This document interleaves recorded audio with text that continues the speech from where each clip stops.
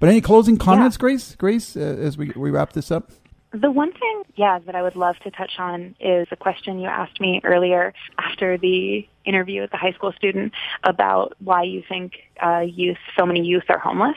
And I think that's such an important question to touch on always whenever we're talking about homeless youth, is why they become homeless, because I think there's a common misconception that youth are homeless due to poor choices and drugs and alcohol, but it's just not true. Youth become homeless due to a myriad of reasons: economic stratification, decades of systemic racism and poverty, lack of community investment, all sorts of stuff. And the drugs and alcohol abuse, that comes after a lifetime of being beaten down by the system.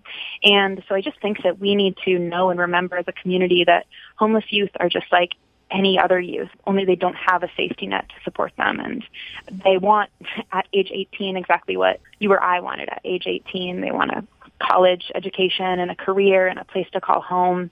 And the road's not easy to get there for anyone, but when you don't have a safety net of any kind, it's almost impossible. And I think we see homeless people, sleeping outside or asking for change, and it's easier on our consciences if we can believe that their fate is kind of a result of some bad choice. But I think that we really need to wake up as a community and own the responsibility to care for each other, especially our homeless youth, and really have that village approach.